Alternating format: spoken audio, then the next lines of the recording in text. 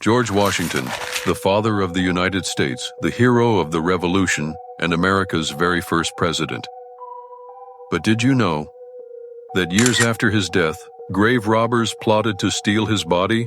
Yes, Washington almost became the victim of the most shocking crime in American history. Washington died in 1799 at his beloved Mount Vernon estate in Virginia. He was buried in a family tomb overlooking the Potomac River. But here's the twist. The tomb wasn't secure. It was old, cracked, and easy to break into. People knew exactly where the first president rested, and that made him a target. In the early 1800s, grave robbing wasn't uncommon. Some thieves stole bodies to sell to medical schools, others for ransom.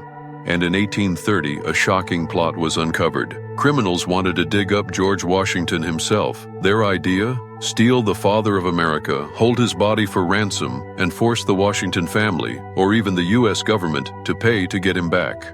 Imagine the headlines: George Washington missing. The country would have been thrown into chaos.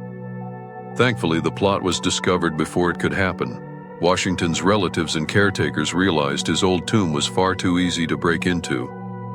So in 1831, 32 years after his death, they built a new, heavily guarded tomb at Mount Vernon. This is where his remains rest safely to this day.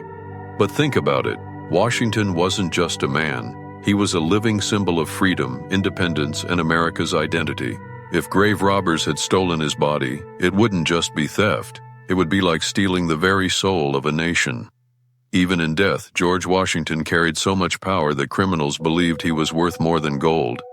So the next time you see Washington's face on a dollar bill or visit Mount Vernon, remember, there was almost a day when the father of the United States was taken from his position, but history and fate kept him safe. And today, George Washington still rests as he should, the first and forever, the father of America.